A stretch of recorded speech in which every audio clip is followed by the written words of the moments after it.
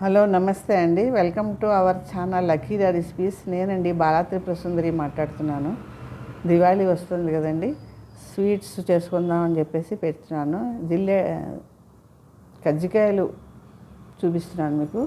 కజ్జికాయలు వెరైటీస్ ఉంటాయి, ఏదో కొబ్బరి లస్కోరా చేసి పెడతారు, పుట్నాలతో పెడతారు. నేనేమో ఈ వెరైటీతో చేస్తున్నాను. ఇందులో ఏవేవి వేస్తానో ఇవన్నీ ఇంగ్రీడియంట్స్ అన్నీ ఉన్నాయి చూడండి. గసగసాలు ఒక 2 టేబుల్ స్పూన్ తీసుకోవాలి. ఇలాచీ పొడి, ఈ శనగపప్పు ఉంది చూడండి. ఈ శనగపప్పుని మనము మామూలుగా సోలా అని కొలత ఉంటుంది. ఇప్పుడు ఒక గ్లాస్ ఉంది చూడండి, ఇది పావుసేరు అన్నమాట. ఇందులో సగం వేసుకోవాలి. అరసోల శనగపప్పు వేసాను. బాదము, కాజు, పిస్తా, షుగరు, ఎండు కొబ్బరి. అయితే దీని కొలత ఏమిటంటే, అరసోల శనగపప్పుకి 4 ఎండు కొబ్బరి చిప్పలు ఇలా ముక్కలు చేసి పెట్టుకోవాలి. గసగసాలేమో 2 టేబుల్ స్పూన్ వేసుకోవాలి. ఇలాచీ పొడి కావాల్సినంత వేసుకోవాలి. బాదము, కాజు, పిస్తా అవన్నీ ముక్కలు చేసి వేసుకోవాలి.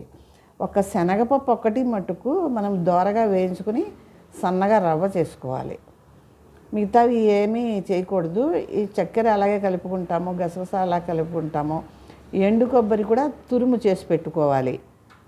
ఇప్పుడు ఇవన్నీ చేశాక మళ్ళీ చూద్దాము. ఇప్పుడు ఇది ఎండు కొబ్బరి ఇలా తురుము చేసి పెట్టుకోవాలి.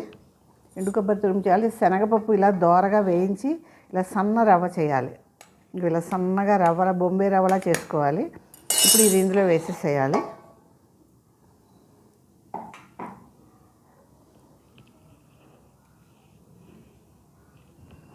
యాలక పొడి వేయాలి. గసగసాలు 2 టేబుల్ స్పూన్లు వేసుకోవాలి. ఇవన్నీ ఇలాగే వేసేసేయాలి. తర్వాత బాదం, పిస్తా, కాజు ఇవన్నీ ఇలా పీసెస్ చేయాలి.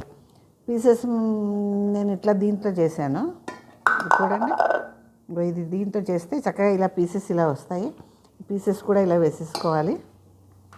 దీనికి అరసోల్డ్ శనగపప్పు వేసాం కదా, ఒక సోల్డ్ షుగర్ పడుతుంది, అది కూడా డైరెక్ట్ వేసుకోవాలి. ఇదిగో షుగర్ చూడండి, ఇంగో ఇదంతా కలిపేసేసుకోవాలి.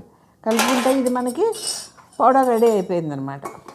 కజ్జికాయలు చేయాలంటే ఇట్లా పౌడర్ రెడీ చేయాలి. ఇప్పుడు ఇలా చక్కెర వద్దు అనుకుంటే బెల్లం వేసి చేసుకోవచ్చు. నేను చక్కెర వేసి చేసి చూపిస్తున్నాను మీకు. బెల్లంతో కూడా చేసుకోవచ్చు. ఇదిగో ఇలా కలిపేసేసుకోవాలి. ఇప్పుడు ఇది మనం ఒక స్టోరేజ్ చేసుకుని ఎప్పుడు కావాలంటే అప్పుడు కజ్జికాయలు చేసుకోవచ్చు అనమాట. ఇది మనం ఒక పక్కన పెట్టుకుని ఒక 1/2 కేజీ గోధుమ పిండి తీసుకోవాలి.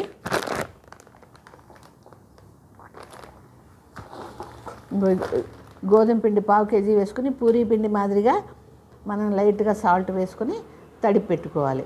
ఒక 10 నిమిషాలు 20 నిమిషాలు నానబెట్టేసుకుని తీసి తర్వాత అప్పుడు పూరీలు ఒత్తుకుని మనం కజ్జికాయలు రెడీ చేసుకోవాలి. పొడి రెడీ అయిపోయింది. ఇప్పుడంతా ఇలా పెట్టుకున్నాం కదా, ఇది మనం డబ్బాలో పెట్టుకుని ఎప్పటికప్పుడు ఫ్రెష్గాను చేసుకోవచ్చు. చక్కగా ఎప్పుడు కావాలంటే అప్పుడు ఫ్రెష్గా తయారవుతాయి.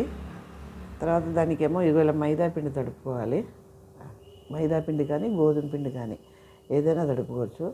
నేను ఆర్గానిక్ మైదా తడిపాను. గోధుమ పిండి వేస్తాను, ఇది కూడా వేస్తాను. ఇట్లా ఉండలు చేసుకుని ఇట్లా పూరీలు ఒత్తుకోవాలి. ఇట్లా పూరీలు ఒత్తేసేసుకుని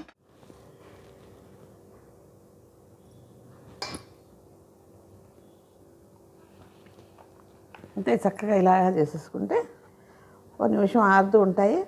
ఆరాక వీటిని తీసుకుని మనం స్టవ్ మీద బూర్ల ముక్కుడు పెట్టుకుని బూర్ల ముక్కుడులో ఆయిల్ పెట్టి,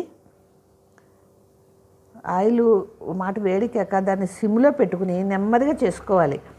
ఒకేసారి గట్టిగా చేసేసి కలర్ వచ్చేసిందంటే కనుక తర్వాత మెత్తబడిపోతాయి. అది సిమ్లో పెట్టి జాగ్రత్తగా వేయించాలి. ఈ విధంగా అన్ని కజ్జికాయలు తయారు చేసుకుని మనం నూనెలో ఇది చేసుకుని తీసుకోవాలి.